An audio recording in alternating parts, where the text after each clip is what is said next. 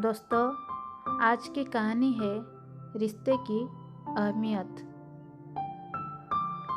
ये कहानी आदित्य नाम के एक व्यक्ति और उसका परिवार की है, जिनका एक हंसता खिलता परिवार था।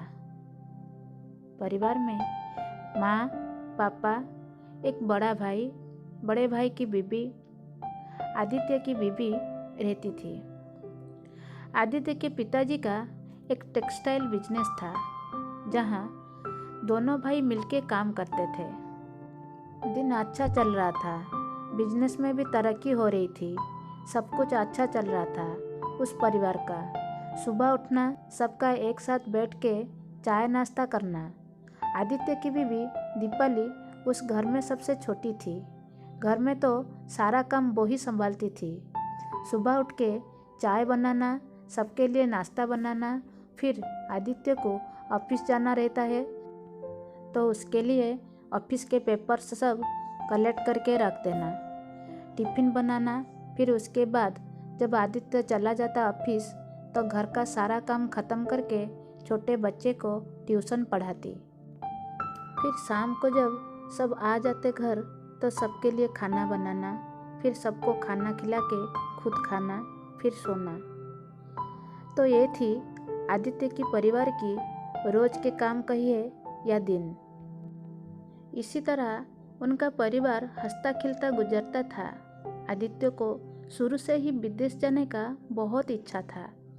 उसका सपना था कि विदेश में एक बड़ी कंपनी में वो एक अच्छे पोस्ट पर काम करे, जिसके लिए वो परिवार का बिजनेस के साथ साथ विदेश जाने के लिए आगे का पढ़ाई भी करता था।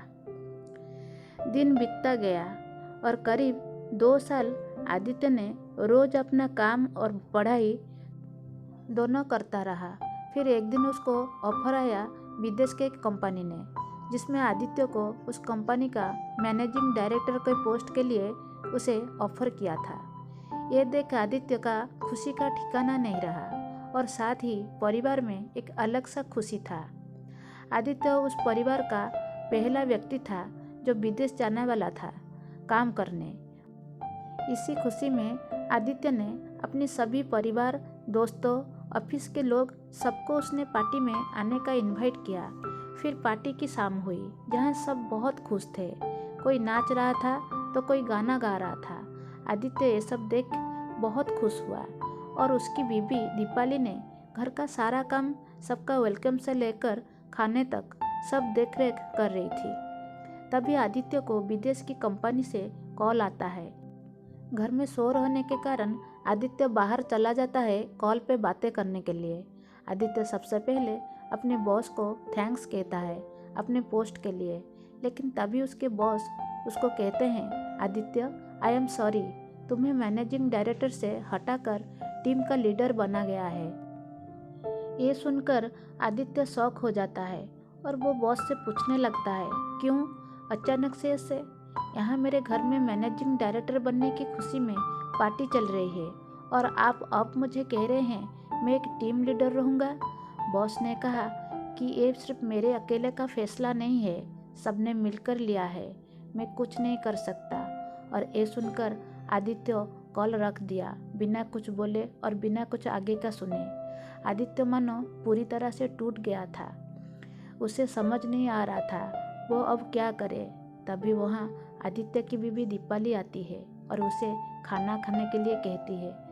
आदित्य दीपाली को कहता है, तुम सब खा लो, मैं बाद में खाऊंगा।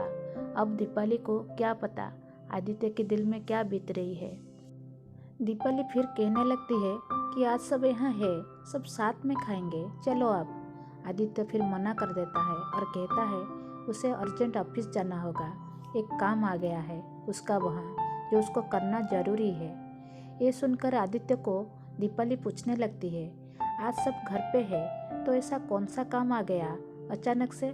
उसने कहा, किसी को बताना नहीं, सब परेशान हो जाएंगे, तुम सबको खाना खिला दो, मैं काम खत्म करके आ जाऊंगा, तब खा लूँगा। ये कहकर आदित्य वहाँ से निकल जाता है अपनी गाड़ी की ओर। तभी आदित्य की बीवी दीपाली कहती है, मैं यहाँ रुकी हुए हूँ, आप जल्दी से काम खत्म करके आना, तब हम साथ में खाएंगे। आदित्य उसे देख हाँ ठीक है, मैं जल्दी आ जाऊंगा काम ख़त्म करके, ये कह के चले जाता है। आदित्य वहाँ से निकलकर सीधा शराब के दुकान पे जाता है और बैठकर शराब पीने लगता है। और यहाँ घर में सभी लोग अपने अपने घर चले जाते हैं। तभी आदित्य की माँ आदित्य की बीबी दीपाली को कहते हुए, बहू तुम खा लो, आदित्य अपना वहाँ खा लिया होगा, उसका इंतज़ार मत करो।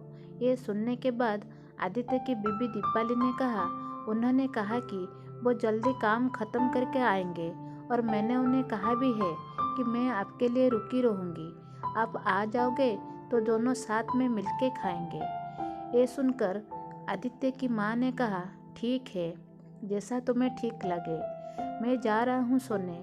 ये बोल के आदित्य की माँ और घर के बाकी सब लोग सोने चले गए और आदित्य की बीबी दीपाली वहाँ अकेली बैठ के इंतज़ार करने लगी अपने पति आदित्य की। रात के 2 बज गए थे, लेकिन आदित्य घर नहीं आया था और ना ही कॉल उठा रहा था। उसकी बीबी दीपाली को चिंता होने लगी और वो कॉल पे कॉल किए जा रही थी। फिर कुछ देर बाद तक कोशिश करने के बाद भी कॉल नहीं उठाया तो उसने ऑफिस में कॉल किया, जहां उसे पता चला कि वो ऑफिस गया ही नहीं। ये सुनकर आदित्य की बीबी दीपाली और परेशान होने लगी और वहाँ आदित्य शराब पिए जा रहा था। जब एक वेटर ने देखा कि वह लगातार कई घंटों से शराब पी रहा है तो उसने अपनी मैनेजर को कहा। फिर मैनेजर ने आदित्य को सलाह दी, सर आपने बहुत पी लिया है और रात भी बहुत हो चुकी है, आपको घर जाना चाहिए, आपके परिवार वाले इंतजार कर रहे होंगे। लेकिन आदित्य होश में ना होने के कारण वो कुछ नहीं सुन रहा था, बस पिए जा रहा था और कुछ देर बाद वो वही सो गया। जब मैनेजर ने उसे वहाँ सोते देखा तो उसने वेटर को कहा, वो आदमी जो पी रहा था एक अच्छा घर का लगता है, एक काम करो, उसके मोबाइल से उसके घर में कॉल कर दो, वो परेशान होते रहेंगे और उसे यहाँ से आकर ले जाएंगे। ये सुन वेटर ने आदित्य के पॉकेट से मोबाइल निकाला और जैसे ही स्क्रीन चालू किया तो उसने देखा एक नंबर से 100 से भी अधिक कॉल आ चुके थे। ये देख वेटर उसी नंबर पे कॉल लगा दिया और यहाँ आदित्य की बीबी दीपाली मोबाइल की तरफ देख रही थी कि कब कॉल आएगा आदित्य का। तभी आदित्य का कॉल आता है और वो तुरंत उठा के बिना कुछ सुने बोलने लगती है, कहाँ है आप, कैसे हो, इतने देर से कॉल कर रही थी, उठा क्यों नहीं रहे थे। तभी वहाँ से आवाज़ आता है, मैडम मैं वेटर बोल रहा हूँ, सर ने ज़्यादा शराब पी ली है इसीलिए वो सो गए हैं, आप आके यहाँ इन्हें ले जाइए। ये सुनकर दीपाली को मानो झटका सा लग गया हो। वो समझ नहीं पा रही थी आखिर ऐसा क्या हुआ, क्यों आदित्य को शराब पीना पड़ा। दोस्तों, आशा करती हूँ आपको ये कहानी पसंद आई होगी। ये कहानी आगे जारी रहेगी। कहानी में आगे क्या होगा, क्या दीपाली आदित्य का सच जान पाएगी और क्या आदित्य अपने रिश्ते की अहमियत समझ पाएगा, ये जानना चाहते हैं तो इस कहानी का दूसरा भाग देखने के लिए चैनल को लाइक कीजिए, सब्सक्राइब जरूर कीजिए और साथ में बेल आइकन दबाइए ताकि इस कहानी का दूसरा भाग मैं जब भी अपलोड करूं उसकी नोटिफिकेशन आपको पहले मिल जाए। धन्यवाद।